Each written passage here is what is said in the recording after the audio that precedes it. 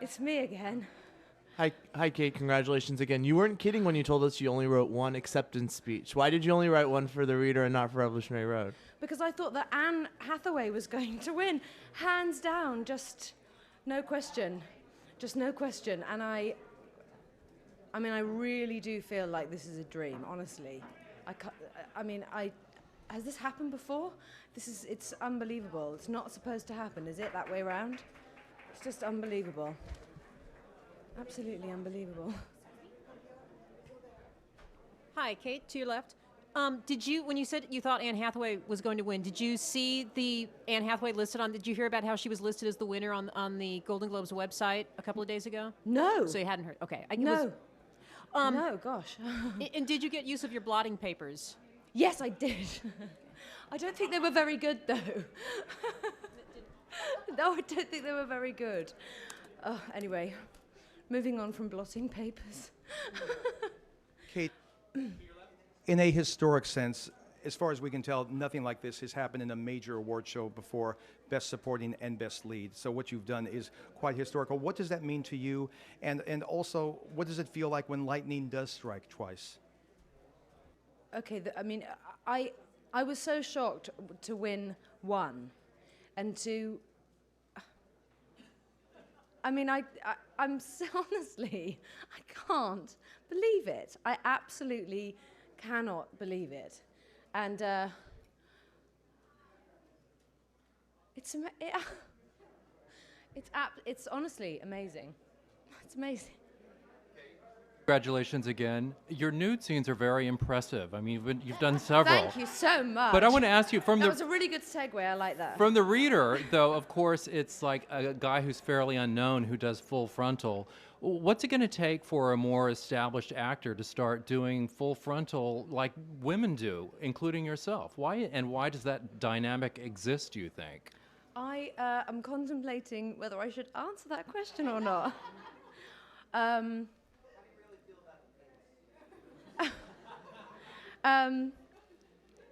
I have to duck out of that one. No. I can't.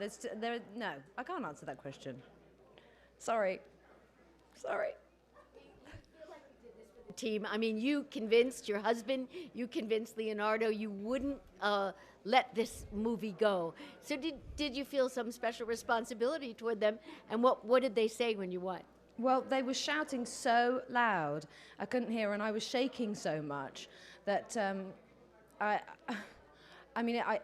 didn't feel a responsibility. No, and but also I really didn't think that I was going to win for Revolutionary Road. I really, really didn't, and it was such a special time for all of us making the film, and to work with Sam for the first time, and to walk away with something like this as a result of that collaboration is unbelievable, and I'm always going to have it, and it's remarkable, you know, to have been here so many times and to not have won so many times, to win twice in one night.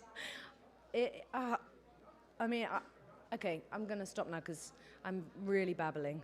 What are you going to tell your kids about this? I've spoken to them already. They were squealing, and I phoned them immediately, and they were just squealing, and our son came on the phone, and he said, "It's so funny, Mia is dancing a lot." And my daughter was dancing around the room, and they were just making so much noise, it didn't even resemble sort of proper speech. So it's, but because they've also, you know, they're old enough now to understand a little bit of what this is, and they were so present on both Revolutionary Road and The Reader. You know, they were with me in Berlin and the Czech Republic, and they know all about these characters and these stories. They were very much a part of it, and so for them, they really understand this, you know, and that's an amazing thing for our family. Second row, a little bit to your right. Right there, to your right. Hi, can you speak to the dynamic of working with Sam Mendes as your director? What your relationship, how it changed your relationship making this film about the breakdown of a marriage? What was that like doing that with your husband?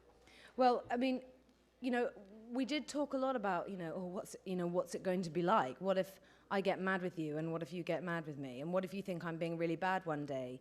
You know, you're going to have to be so tactful about how you say that. And we had all of those conversations, and we didn't put any kind of protective measures in place at all. We just let it be what it is, and it was absolutely amazing. I mean, it was genuinely an incredible experience for me to work with him, to respect him so much more than I already did as a result of having had that first-hand experience of being, you know, under his gaze every day on this film.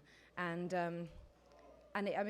honestly, it absolutely brought us closer together, without question. It really did. And I got to see a side of him that I hadn't seen before, not the nuts and bolts of what it's like to see Sam on a film set directing, and to experience that for myself. I hadn't had it, and I was envious of those who had.